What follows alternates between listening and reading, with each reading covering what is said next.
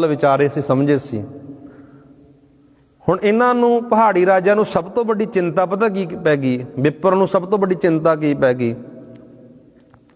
खालसे की सिरजना तो बाद आपां अज जिहड़ी गल करांगे आनंदपुर ਦੀਆਂ लड़ाइयां बारे। गुरु गोबिंद सिंह महाराज आनंदपुर दे विच रह रहे ने, बहुत परिवार शान नाल टिका नाल वधिया तरीके नाल आनंदपुर साहब की धरती ते रह रहे ने। गुरु साहब जी आनंदपुर साहब विच रह रहे ने। ਜਿਹੜੇ पहाड़ी राजे ने 22 ਧਰ ਦੇ राजे ने, एक पासे विपर है, पुजारी है, पंमे प्रोत वर्गे ने। दिनों दिन खालसा पंथ की जिहड़ी शक्ति है वध रही है। दूर दरेडो आ करके लोग ने जिहड़े सिंह सज रहे ने, खंडे बाटे की पौल लैके अमृतपान करके गुरु वाले बन रहे ने। पहाड़ी राजिਆਂ ਨੂੰ बहुत फिक्र पिया होया है भी कलंगियां वाले पातशाह के दरबार की शानो शक्त शोभा जिहड़ी शान है आन बहुत वधिया बन रही है। अंदर खाते बहुत दुखी ने पंमे प्रोत वर्गे ते पहाड़ी राजे। उस तो बाद जो आपां गल करते हैं जी खालसे की सिरजना अते गुरु जी द्वारा आनंदपुर खाली करना,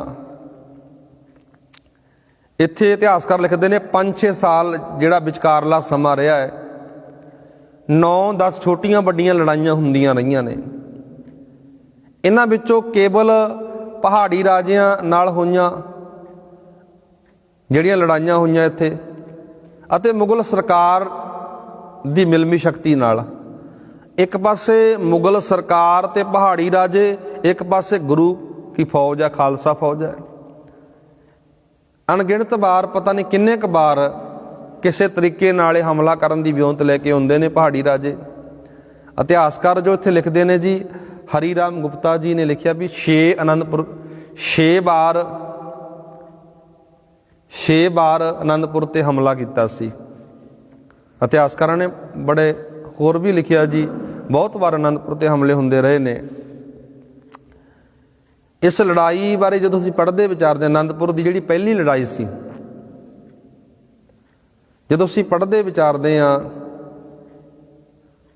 उदाहरण तौर पर इत्थे जो लिखिया गया आनंदपुर की पहली लड़ाई बारे आपां गल करें, आनंदपुर की अखीरली लड़ाई सी जी, उहदी इतिहासक डेट 1705 लिखी मिलती है आपां नूं, जदों महाराज ने आनंदपुर का किला छड्डिया है। इत्थे कुछ इतिहासकारां ने 1704 भी लिखता, पर जो मनणयोग डेट है भट्टवइयां के अनुसार आप पढ़ते विचारते, 1705 वाली डेट है जिहड़ी जिन्हों मानता मिली है, पढ़ते हैं आपां। इस तो बाद आनंदपुर की पहली जिहड़ी लड़ाई हुंदी है जदों सरहंद के नवाब नूं औरंगजेब वल्लों आनंदपुर उत्ते हमला करन दी इजाजत मिली। सरहंद का जिहड़ा नवाब है औरंगजेब दखण दे विच है, उन्हें सुनेहा भेजिया भी तू सरहंद दा नवाब नूं कहा तू आनंदपुर ते हमला कर दे, आनंदपुर ते हमला कर दे। औरंगजेब नूं भी बड़ी तकलीफ हो रही है। पहला गुरु पिछले समय आपां पढ़े सी, गुरु तेग बहादुर साहब की शहादत हो गई है। गुरु तेग बहादुर साहब की शहादत तो बाद 10वें पातशाह ने जो तैयारियां कीतियां ना, बा कमाल दीयां तैयारियां ने, मुगलों दीयां जड़ां नूं हिला के रख दिता। औरंगजेब नूं सोची पा दिता, ऐसी तैयारी की। केवल महाराज की उम्र 42 साल की रही है। 42 साल महाराज शरीरक जामे अंदर विचरे ने। 42 सालों के अंदर मुगलों की जड़ पटती सी महाराज ने। किन्ना तशद्दद, किन्ना सितम महाराज ने अपने पिंडे ते हंडाया। इधरों आनंदपुर उत्ते हमला करने वास्ते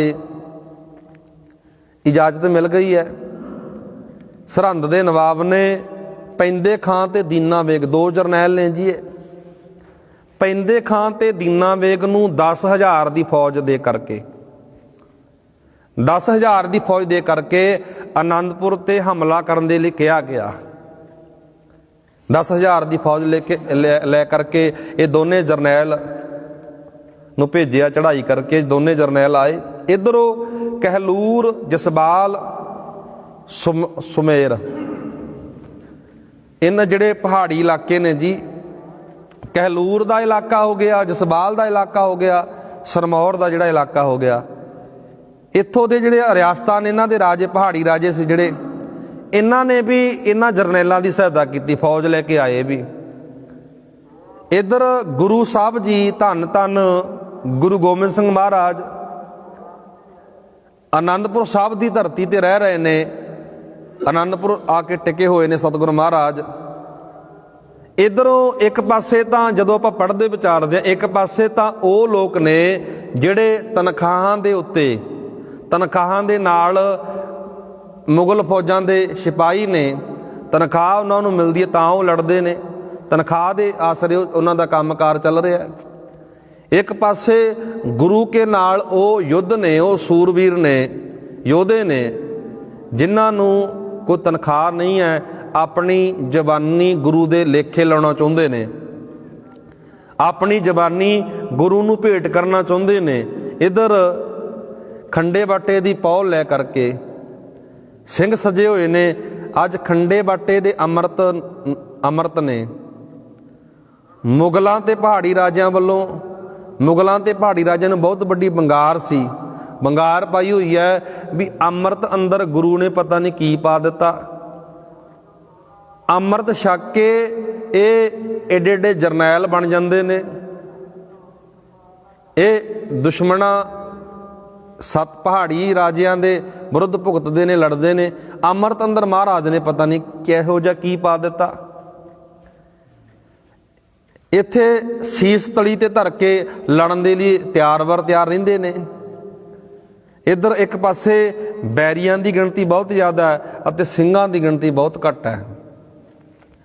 ਦੀਨਾ ਵੇਗ ਤੇ ਪੈਂਦੇ ਖਾਂ ਇਹ ਦੋ ਜਰਨੈਲ ਨੇ ਸਰਹੰਦ ਦੇ ਨਵਾਬ ਵੱਲੋਂ ਭੇਜੇ ਗਏ। ਆਨੰਦਪੁਰ ਦੀ ਜਦੋਂ ਪਹਿਲੀ ਲੜਾਈ ਹੁੰਦੀ ਹੈ, ਇੱਕ ਪਾਸੇ ਗੁਰੂ ਕੇ ਸਿੱਖ ਨੇ, ਗੁਰੂ ਜੀ ਆਪਣੇ ਸਿੰਘਾਂ ਦੀ ਕਮਾਨ ਆ ਨਾ ਜਿਹੜੀ, ਪੰਜ ਪਿਆਰਿਆਂ ਅਤੇ ਭਾਈ ਉਦੇ ਸਿੰਘ ਤੇ ਭਾਈ ਆਲਮ ਸਿੰਘ।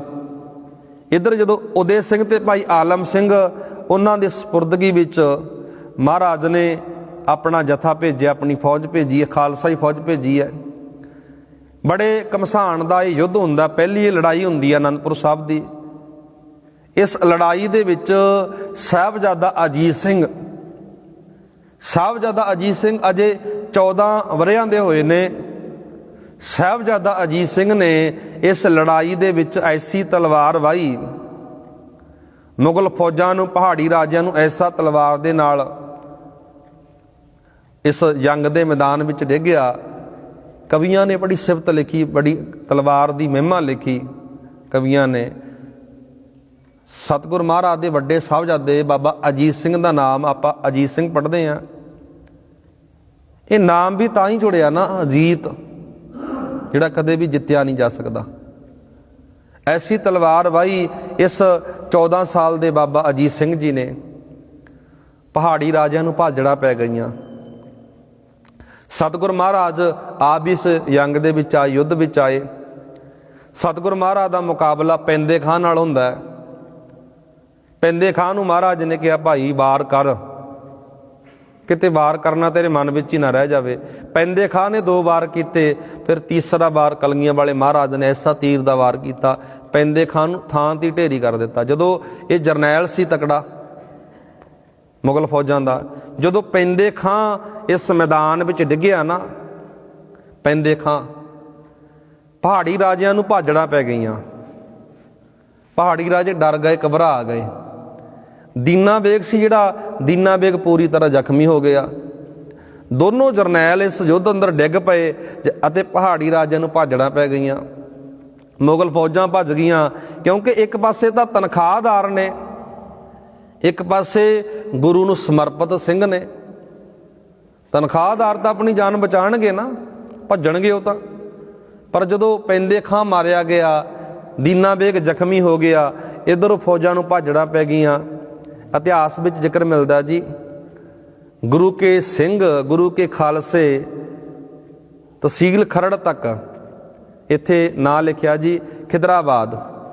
ਇੱਥੇ ਤੱਕ ਮੁਗਲ ਫੌਜਾਂ ਦਾ, ਪਹਾੜੀਆਂ ਦਾ ਪਿੱਛਾ ਕਰਦੇ ਕਰਦੇ ਸਿੰਘ ਪਿੱਛੇ ਆ ਗਏ ਸੀ।